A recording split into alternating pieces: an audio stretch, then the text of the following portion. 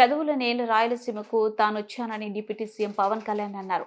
అత్యధికంగా లైబ్రరీలు ఉన్న ప్రాంతం ఇది అని పేర్కొన్నారు. కడప మున్సిపల్ హైస్కూల్ ఏర్పాటు చేసిన తల్లిదండ్రులు, ఉపాధ్యాయుల మెగా సమావేశంలో ఆయన మాట్లాడారు. అన్నమయ్య, వేమన, పుట్టపర్తి నారాయణాచార్యులు, కేవీ రెడ్డి, ఉయ్యాలవాడ, నరసింహారెడ్డి వంటి మహనీయుల నేల ఇదే. రాయలసీమ అంటే వెనుకబాటు కాదు, అవకాశాలను ముందుండి నడిపించే ప్రాంతం.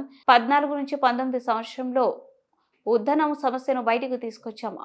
ఆనాటి సీఎం చంద్రబాబు 61 కోట్లతో ఉద్దనం ప్రాజెక్టును ముందుకు తీసుకువెళ్లారు. కడపలో ఇంత నేటి సమస్య ఉందని నేను అనుకోలేదు. ఈ ప్రాంతం నుంచి 2 సీఎంలు అయినందున సమస్యలు తీరిపోయి ఉంటాయనుకున్నా. పులివెందుల త్రాగునీటి ప్రాజెక్టుకు 45 కోట్లు ఇచ్చాం. త్రాగునీటి కోసం ఎక్కడా ఇబ్బంది రాకూడదనేదే కూటమి ప్రభుత్వ లక్ష్యం. నేటి సమస్యను తీర్చి ఇక్కడ ప్రజలను ఆదుకుంటానని మాట ఇస్తున్నా.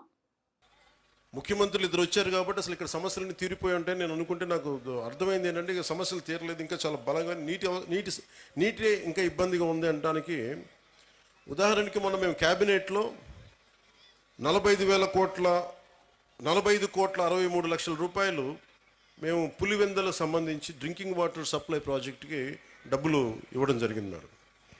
అలాగే డ్రింకింగ్ వాటర్ సప్లై కర్నూలుకు కూడా 36 కోట్ల 56 లక్షలు ఇవ్వడం జరిగింది. అంటే ఎక్కడా కూడా ఈ ప్రభుత్వం గత ప్రభుత్వం చేసింది మనం చేయకూడదని అనుకోవట్లా. ఎందుకంటే గవర్నెన్స్ ఈజ్ కంటిన్యూటీ. పార్టీలు మారచ్చు, వ్యక్తులు మారచ్చు, కానీ పథకాలు నిరంతరం సాగాలనే ఉద్దేశంతో దాన్ని ముందుకు తీసుకెళ్తాం. దురదృష్టవశాత్తు మన కడపకి చేసుకోలేకపోయారు. కానీ మాధవ్ గారి ఆధ్వర్యంలో ఇది ఖచ్చితంగా నీటి సమస్యను తీర్చి మీకు ఏమైతే ఈ మౌలిక సమస్యలు ఉన్నాయో వాటన్నిటి మీద దృష్టి పెట్టేలాగా నేను చర్యలు తీసుకుంటానని మీకు మాట ఇస్తున్నాను. Will handle that part.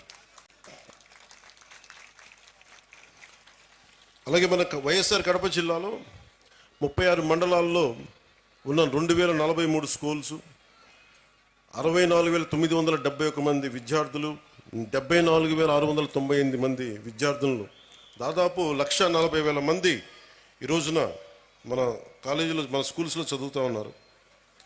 దీనికి సంబంధించి ఈ ప్రభుత్వం చాలా బలంగా మేము మీకు కోసం పనిచేయడానికి ఉన్నాం.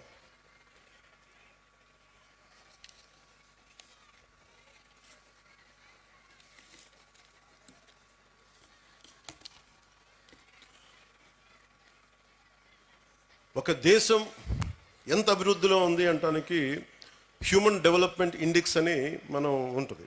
దాంట్లో ముఖ్యంగా వచ్చేది హెల్త్ ఒకటి, వాటర్, శానిటేషన్, ఎంత పౌష్టికాహారం ఉంది, క్యాలరీ ఇంటేక్, లిటరసీ, ఎడ్యుకేషన్, ముఖ్యంగా ప్రైమరీ, సెకండరీ, ఇవన్నీ ఎలా చెప్తామని.